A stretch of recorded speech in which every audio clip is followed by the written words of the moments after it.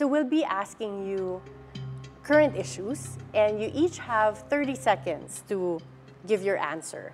So I suppose we'll start with Paolo. Okay, or ladies first. How would you assess the current stand of President Bongbong Marcos on the West Philippine Sea issue of this administration?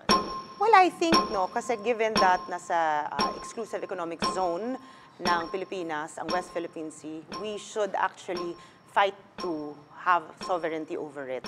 Well, I feel like we need to have a harder stance regarding this issue because every individual that are affected by the conflict that's happening there, they should feel that we are more than, willing to fight for their rights. Very well said. Within 30 seconds. Okay, Paulo.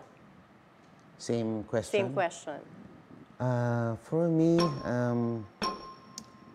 hindi dapat kailangan mag-promote ng anti-Chinese sentiment. No? That's not the key to win those territories. Sabi nga ng ibang Chinese officials, we're not here for war.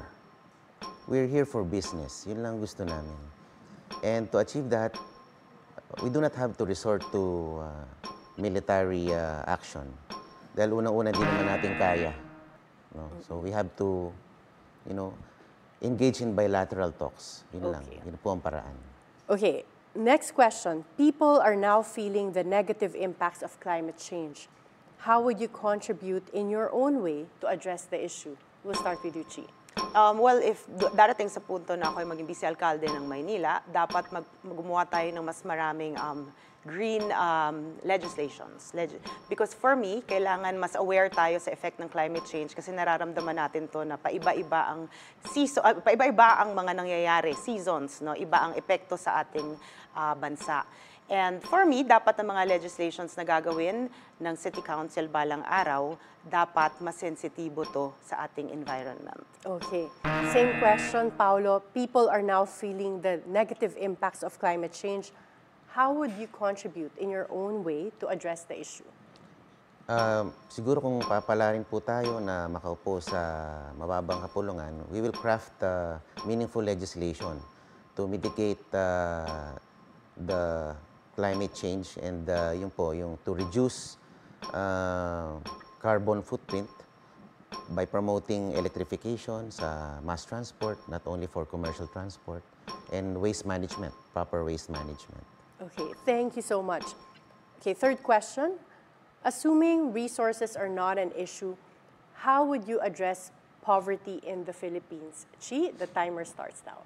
Well, for me, it's pushing mga livelihood talaga for every individual. Because for me, poverty starts in the mind.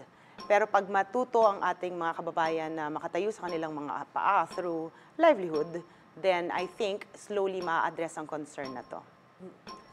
Okay, same question, Paulo. Assuming resources are not an issue, how would you address poverty in the Philippines? Timer starts now. I share the same view of Vice Mayor Chi. Kailangan we should give capacity or give capacity building tools to our citizens.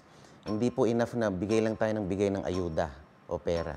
Bigyan natin ng tools para buhay nila ang sarili nila at pagyamanin ang kanilang pamumuhay.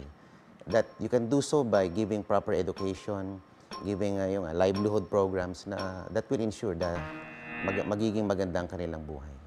Okay.